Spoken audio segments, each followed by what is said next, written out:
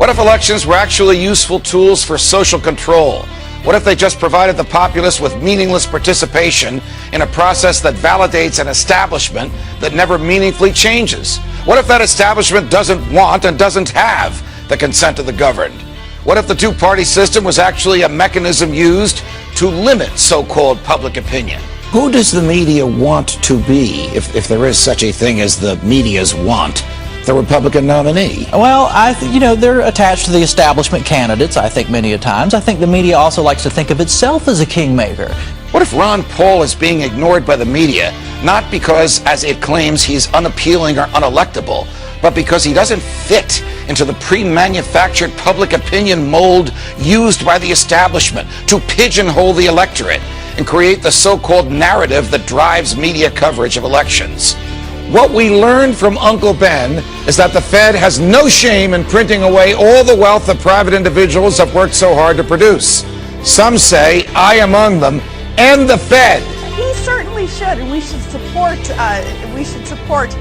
Ron Paul doing this. Is it true to say that in the opinion of the great Thomas Sowell, one of the great economists of our era, the Federal Reserve is a cancer? Did you sell or cause to come into the possession of Saddam Hussein weapons of mass destruction?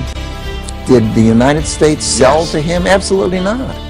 Where would anyone think that? I've never heard that. Did you cause him to come into the possession of chemical weapons? Of course not. He'd already used chemical weapons against his own people and against the Iranians. He was in a war with Iran. Where did he get them?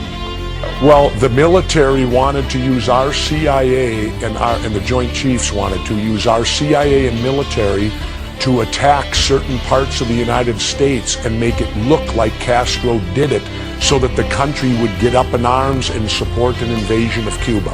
Because in the long run, Judge, both Israel and Saudi Arabia are much more dangerous enemies to the United States than the Iranians are. When you look at the bottom line, who this benefits if it leads to military action against Iran, it only benefits the Israelis and Saudi Arabia. President Obama's flip-flop on personal freedom has shown his almost magical transformation from a peaceful civil libertarian into an authoritarian who thinks he can start wars without congressional approval, dispatch police to break down doors of unsympathetic defendants, and wage a war on the wealthy. Beyond the issue of whether the government is telling us the truth or pulling a fast one to save Obama's lousy presidency is the issue of the lawful power of the president to order someone killed. Where will it stop? Who will President Obama kill next? Can the president now send the SEALs to kill Colonel Gaddafi, President Assad, Prime Minister Putin, Fidel Castro, Hugo Chavez, or Kim Jong-il? Have you ever noticed that the government always claims that when it does these things, it does so in the name of safety? When is the last time you heard the government give, as a basis for its behavior, personal freedom?